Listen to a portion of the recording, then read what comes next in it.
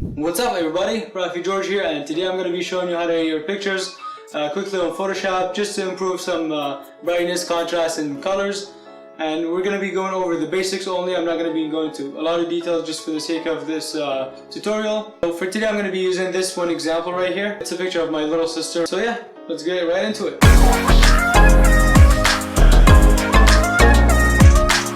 Alright, let's open up this image file in Photoshop.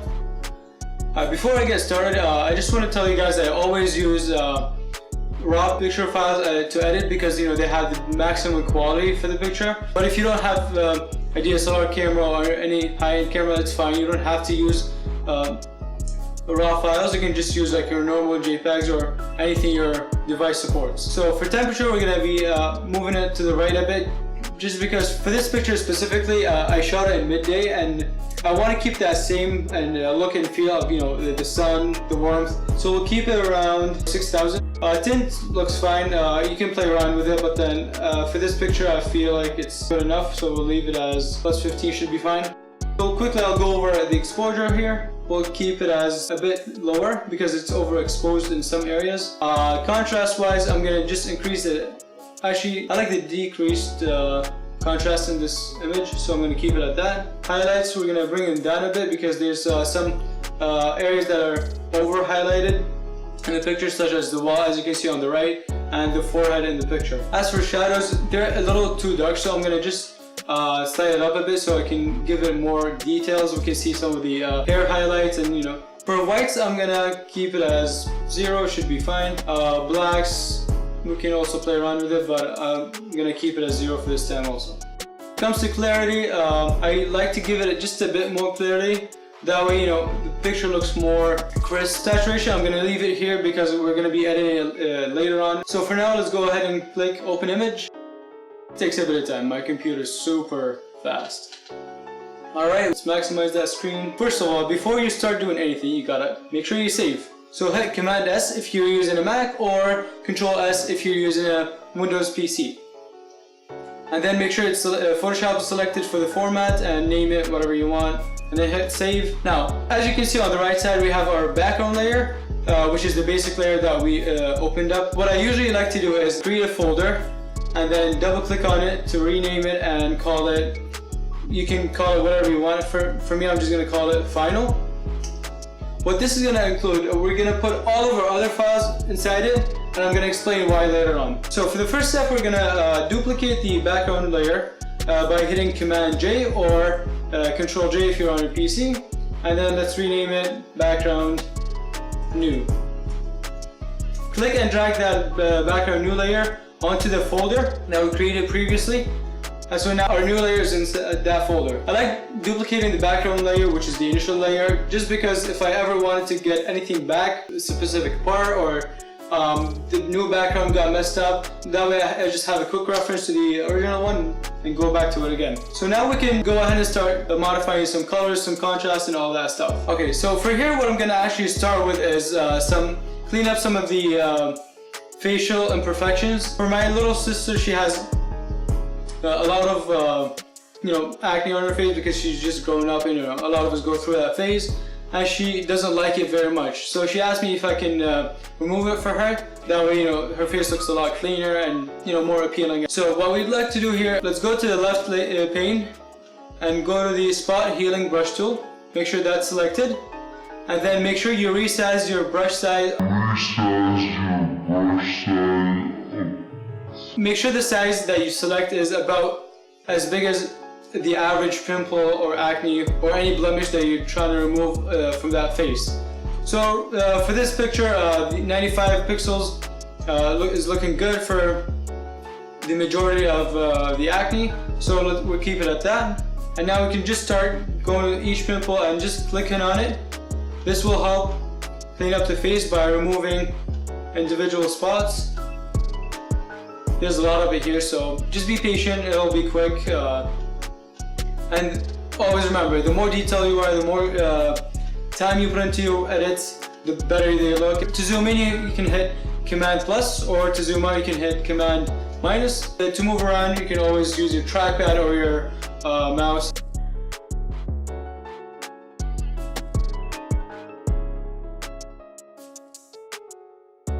Alright, so for now we're going to select the eyes by going to the quick selection tool on the left pane, and now you can resize the selection tool by whatever size suits your picture quality. Now what I'm going to do is I'm going to select the eyes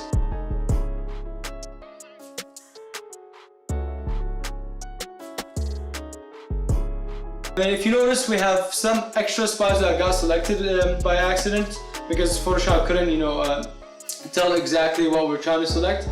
So what we can do is let's go ahead and zoom in by hitting Command plus here a couple times, and then let's move it over here, and we want to remove the extra selection that we did.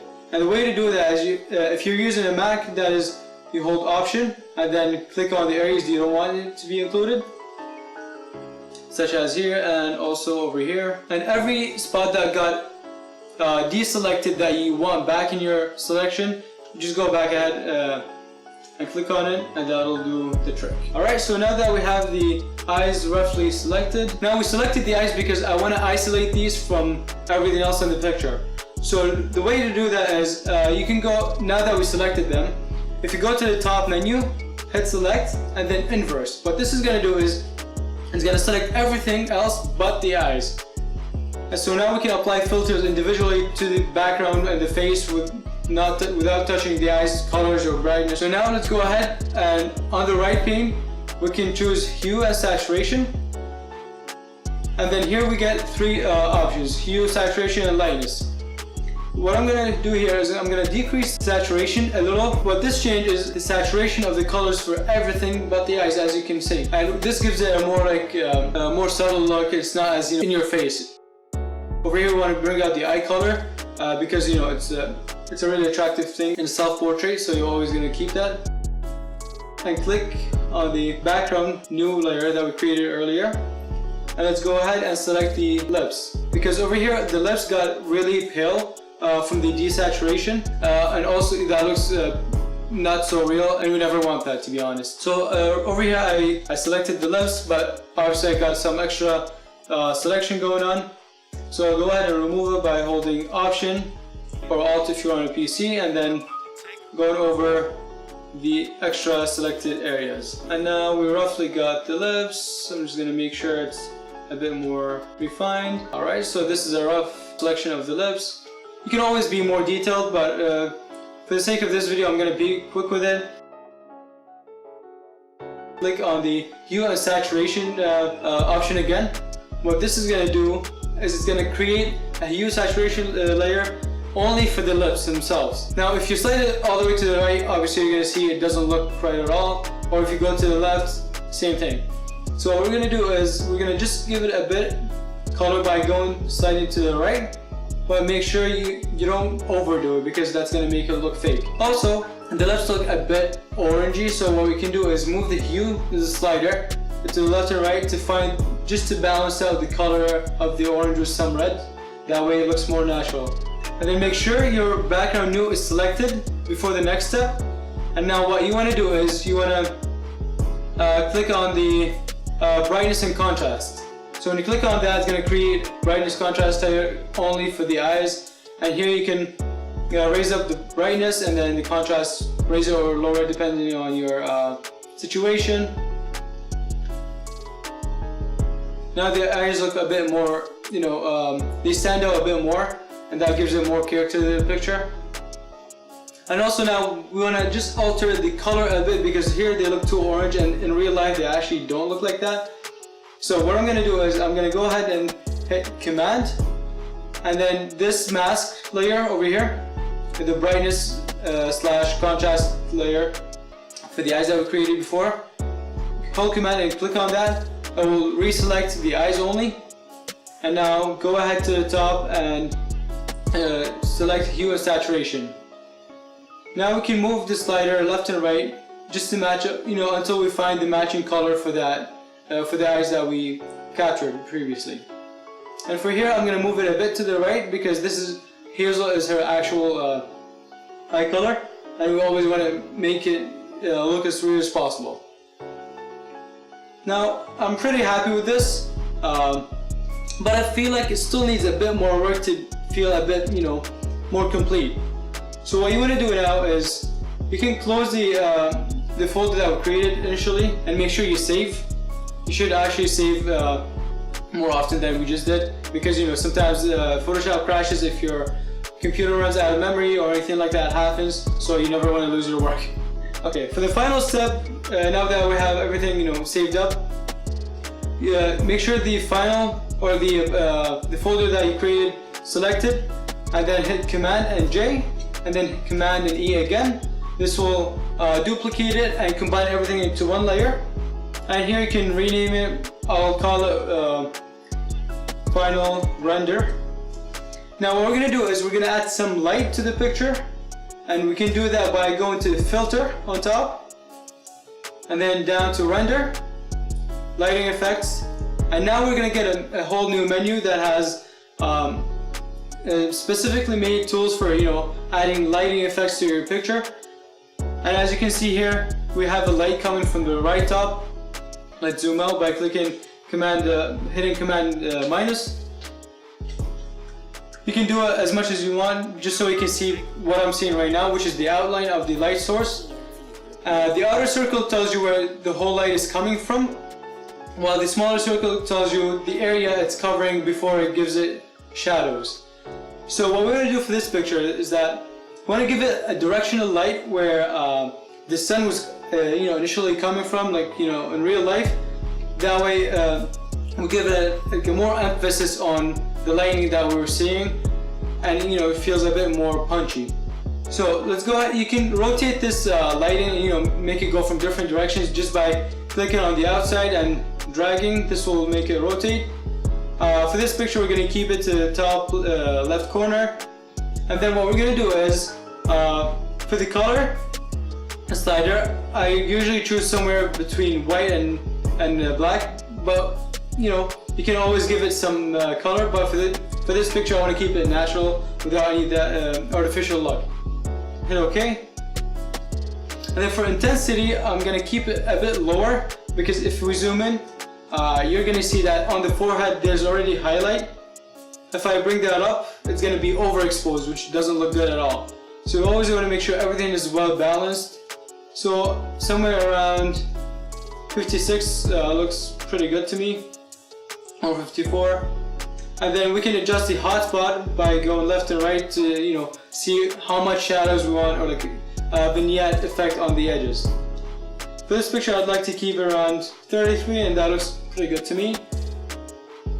Maybe just decrease the intensity a bit. Alright, now we're done with this. Let's go ahead and click OK. That'll render out the image quickly, or hopefully quickly, without crashing. Now that everything is done, let's hit save again.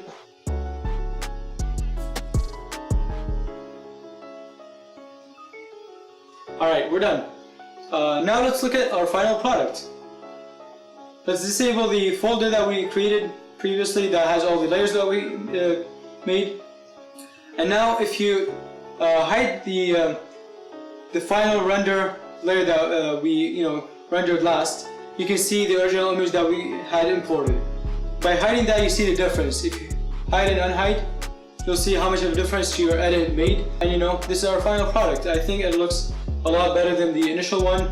It has more emphasis on the face, while still bringing out the shadows, and making sure the eyes and the lips, everything, all the facial features still look good, while keeping everything consistent. Now let's go ahead and hit save it as a JPEG, so you can use it on your phone, social media, or anything like that, by hitting Command Shift and S, or Control Shift and S if you're on a PC. And let's go ahead and select from the format menu, select JPEG, and then name it anything you want. I'll call it the same name -1, because I already have the original JPEG, which was the unedited version. Alright, well, that wraps up our video for today. I hope I taught you something useful you can use on your pictures to upload for Instagram, Facebook, or anywhere you want. Please give it a big thumbs up and comment your thoughts. Don't forget to subscribe. See you guys in the next episode.